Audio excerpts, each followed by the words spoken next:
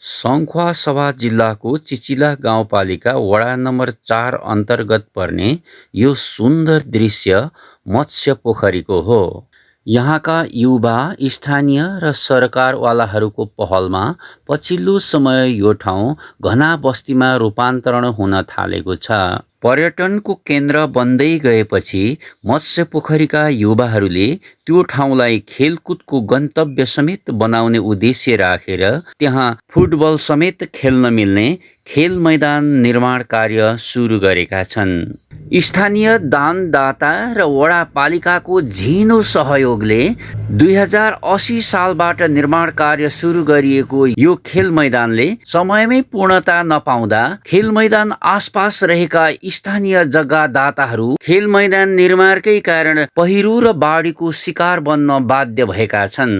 मत्स्य पोखरी खेल मैदान निर्माण तथा बजार व्यवस्थापन समितिले खेल मैदानको माथिल्लो क्षेत्रमा प्याराफिट सहितको रङ्गशाला निर्माण गर्ने उद्देश्य राखेर खेल मैदान निर्माण गर्दै आएको भए पनि खेल मैदानको माथिल्लो क्षेत्रका बासिन्दाहरूलाई त्यहाँको पहिरोले निकै असर गरिरहेको छ भने खेल मैदानको तल्लो क्षेत्रमा रहेको खेतीयोग्य जमिनलाई त्यहाँबाट चल्ने बाढीले असर गरिरहेको छ। नमस्कार, म चाहिँ कर्णबहादुर गुरुङ, चिचिला गाउँपालिका वडा नम्बर 4 अन्तर्गत। मेरो चाहिँ अब घर यहाँ नै हो, मत्स्यचौल भन्छन्।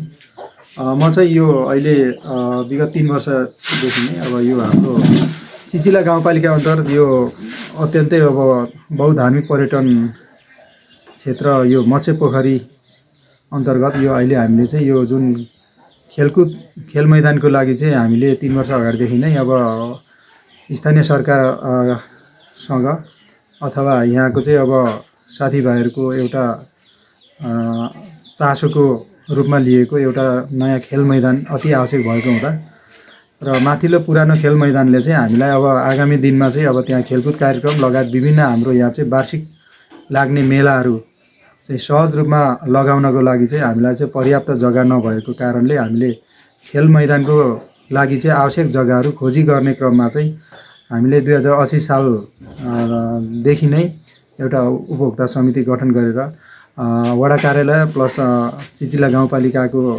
प्रतिनिधिहरूसँग चाहिँ मैले समन्वय गरेर एउटा आवश्यक जग्गा खरिद गर्ने निर्णय भएअनुसार अहिलेसम्म हामीले अब मिनिमम 15 रोपनी जग्गा चाहिँ अब खरिद गर्ने भनेर त्यतिखेर एक खालको बैठक बसेर चाहिँ निर्णय गरे थियो। त्यसको लागि चाहिँ अब आवश्यक अब जिम्मेवारी चाहिँ अब मलाई दिनुभएको थियो।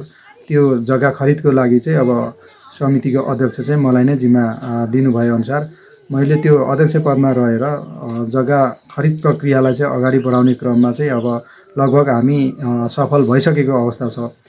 त्यसो हुँदाखेरि हामीले करिब 15 रोपनी जग्गा चाहिँ अब प्रति रोपनी 1 लाखको दरले चाहिँ खरिद गर्ने भनेर सामूहिक एउटा निर्णय त्यतिखेर भइसके अनुसार हामीले त्यो स्रोत चाहिँ कहाँबाट व्यवस्थापन गर्ने भन्ने कुरामा चाहिँ व्यक्तिगत रूपमा र सङ्घ संस्थाबाट चाहिँ अब प्राप्त अनुदानहरू चाहिँ सङ्कलन गरेर विभिन्न जनप्रतिनिधि अब सरकारवालाहरूसँग चाहिँ समन्वय गरेर चाहिँ हामीले स्रोतहरू व्यवस्थापन गरेर त्यो जग्गा चाहिँ खरिद गर्न हामी सफल भएका छौँ। अहिलेको हकमा हामीले करिब 12, 13, 15 रोपनी भने तापनि अहिले लगभग 14 रोपनीसम्म क्षेत्रफल रहेको जग्गा हामीले संस्थाको नाममा कैलाशपति शिवालय मन्दिर व्यवस्थापन समितिको नाममा दर्ता पनि गरिसकेका छौँ, धनीपूर्जा ल्याइसकेका छौँ। अब त्यो खेल मैदानलाई अब निर्माण गर्ने क्रममा चाहिँ अब अहिले निर्माणाधीन अवस्थामा छ। अब यो चाहिँ अब हामीले कमसेकम अब खेल क्षेत्रलाई चाहिँ अगाडि बढाउनको लागि मात्रै नभएर हाम्रो चाहिँ यहाँ यो बहुधार्मिक पर्यटन क्षेत्र यो मत्स्य पोखरीलाई चाहिँ अझ बढावा दिनको लागि चाहिँ आवश्यक जग्गा नहुने भएको कारणले हामी सबैजना लागि परिरहेका छौँ। तर अलिकति दुःखको कुरा कस्तो भने हामीले जग्गा खरिद त लगभग गरिसक्यौँ, अब संस्थाको नाममा ल्याइसक्यौँ। विभिन्न 7-8 जना जग्गा धनीहरूसँग समन्वय गरेर जग्गाको मूल्याङ्कन गरेर नापी अमिन झिकाएर अब त्यहाँको चाहिँ अब सीमा कायम गरेर जग्गा व्यवस्थापन चाहिँ गऱ्यौँ हामीले व्यक्तिगत सहयोग र अब व्यक्तिगत धेरैजनाको चाहिँ अब सहयोग अनुदानहरू छ, सङ्घ संस्थाको अनुदानहरू छ। त्यसलाई चाहिँ अब सङ्कलन गरेर हामीले जग्गा खरिद प्रक्रिया चाहिँ सकेका छौँ। तर अब बनाउने क्रममा चाहिँ अब संरचना बनाउने क्रममा खेल मैदान बनाउने क्रममा चाहिँ हामीसँग अब पालिकासँग चाहिँ स्रोत बजेट चाहिँ अब आवश्यकता अनुसारको बजेटहरू चाहिँ अब धेरै नै अब अपुग भएको हुनाले एकदम सुस्त गतिमा निर्माणाधीन कार्य चाहिँ भइरहेको छ। अब चिचिला गाउँपालिका पनि यस विषयमा लागि परेको छ, हामी पनि आफ्नो आफ्नो ठाउँबाट लागि परेका छौँ। अब त्यसो हुँदाखेरि अब विगत 3 वर्ष अगाडि अब सङ्घीय बजेट 15 लाख विनियोजन भएको थियो त्यो ग्राउन्ड सम्हाल्ने क्रममा। त्यो 15 लाख बजेटले हामीले अब उपभोक्ता समिति गठन गरेर त्यसको अध्यक्ष मलाई नै जिम्मा दिनुभएको थियो र त्यो 15 लाखले हामीले आवश्यकता अनुसारको चाहिँ अब फाउन्डेसन खनेर ग्याबिङ जाली उठाउने काम र अब ग्राउन्डलाई चाहिँ अब डाउन गर्ने काम पनि गरियो। प्लस अनि अब त्यस पछाडि दोस्रो वर्षमा आएर 10 लाख बजेट विनियोजन भएको थियो पालिकाले। अब त्यो 10 लाख बजेट विनियोजन भएको रकमले पनि उपभोक्ता समिति मार्फत नै अब त्यही ग्राउन्डमा अब बनाउने कामहरू ग्याबिङ जाली भर्ने र ग्राउन्डलाई लेभल गर्ने कामहरू गराइयो र यही आर्थिक वर्षमा पनि अब चिचिला गाउँपालिकाले चाहिँ अब त्यस ग्राउन्डको लागि 10 लाख विनियोजन गरेको थियो। तर हाम्रो त्यो यो आर्थिक वर्षको बजेट चाहिँ अब टेन्डर मार्फत काम गराइयो। अब उपभोक्ता समिति मार्फत 2 आर्थिक वर्षको चाहिँ उपभोक्ता समिति मार्फत काम गरेको थियो भने यो आर्थिक वर्षको चाहिँ अब 10 लाख बजेट चाहिँ अब टेन्डर मार्फत गराइयो। टेन्डर मार्फत गराइसके पछाडि अझै पनि हाम्रो यो भूगोलको कारणले गर्दाखेरि धेरै ठुलो लागत लाग्ने देखिन्छ। अझै पनि ग्राउन्डलाई हामीले लेभलमा ल्याउन सकेका छैनौँ।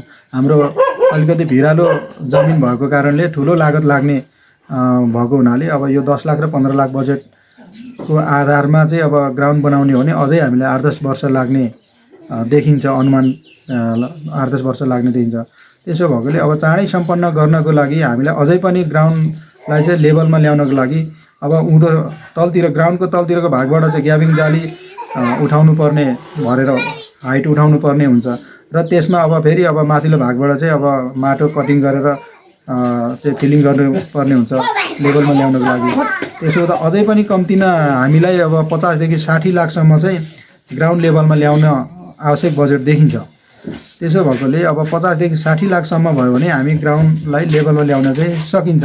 एउटा मोटामोटी हाम्रो एउटा आँकडा अनुसार ठ्याक्कै अब प्राविधिक इस्टिमेट अनुसार चाहिँ अब लागत अनुमान हामीले चाहिँ गरेका छैनौँ। तर पनि मेरो अहिलेको बुझाइले अहिलेको देखाइले अबको ग्राउन्ड लेभलमा ल्याइसक्न लागि पूर्णता दिनको लागि 50 देखि 60 लाखसम्म चाहिँ अब आवश्यक बजेट देखिन्छ अझै पनि। त्यसो भएको हुनाले अब त्यस पछाडि ग्राउन्ड लेभलमा ल्याइसके पछाडि हामीले आवश्यक संरचना बनाउने कुरा र अब ग्राउन्डको माथिल्लो भागमा चाहिँ अब भिरालो जग्गा भएको हुनाले बाँकी बचेको व्यक्तिगत जग्गाहरूलाई पनि हामीले बचत गराउनु छ, सेभ गराउनु छ। अब वर्षायाममा चाहिँ अब पहिरो गइदिने, पहिरोले गर्दाखेरि व्यक्तिगत जग्गाहरू पनि अब हाम्रो ग्राउन्डतिर आइरहेको हुनाले अब त्यसलाई पनि हामीले एउटा खेल ग्राउन्ड सम्पन्न भइसके पश्चात एउटा प्याराफिटको अवधारणा लिएका छौँ। अब त्यसमा चाहिँ अब हाम्रो खेलकुद कार्यक्रमहरू भइरहँदा अब हाम्रो आवश्यक दर्शकहरू पनि अब त्यसमा प्याराफिट बनिएपछि त्यहाँ दर्शकहरू बसेर खेलको मनोरञ्जन पनि लिन सक्ने, प्लस यता त्यस पछाडि बचेको माथिल्लो भागमा बचेको व्यक्तिगत जग्गाहरू पनि अब एउटा सेभ हुने, बचत हुने उद्देश्यले गर्दाखेरि त्यो प्याराफिटको लागि पनि अब निकै ठुलै अब बजेटको आवश्यकता देखिन्छ। त्यसो भएकोले दोहोरो फाइदा हुन्छ। अब यता ग्राउन्ड पनि सेभ हुने भयो, उता ग्राउन्डदेखि बचेको बाँकी जग्गा धनीहरूको पनि जग्गा बचत हुने र त्यसलाई अब आवश्यक दर्शकहरू पनि हामीले राख्न सकिने त्यस्तो खालको अवधारणा हामीले लिइरहँदाखेरि अब बजेट हामीले अब विभिन्न सरकारवाला संस्था अब स्थानीय सरकारहरूसँग पनि अब भनौँ न पहल समन्वयहरू चाहिँ गर्ने क्रम जारी नै छ। त्यसो भएकोले गर्दाखेरि सबैभन्दा पहिला त हामीले ग्राउन्ड लेभल ल्याइसक्नु पर्ने छ। ग्राउन्ड लेभलमा ल्याइसके पछाडि प्याराफिटको अवधारणा लिएर चाहिँ प्राविधिक सहित टोली ल्याएर चाहिँ लागत इस्टिमेट निकालेर अनि त्यो बजेटको चाहिँ स्रोत खोजी कहाँबाट कसरी उपलब्ध गराउन सकिन्छ सबै अब सरकारवाला निकायहरूसँग चाहिँ समन्वय गरेर हामी चाहिँ जाने एक खालको त्यो खालको सोच पनि भइरहेको छ र क्रमागत रूपमा अब केही न केही मात्रामा बजेट त आइरहेको छ। तर यो गतिमा आएको बजेटले चाहिँ अझै पूर्णता पाउनलाई चाहिँ अझै 8-10 वर्ष लाग्छ। त्यो भएकोले गर्दाखेरि सम्बन्धित सरकारवाला सबैजनाले चाहिँ यो ग्राउन्डलाई चाहिँ सफलता पूर्णता दिनको लागि चाहिँ अब आफ्नो ठाउँबाट चाहिँ लागिदिनु हुन म अनुरोध पनि गर्न चाहन्छु।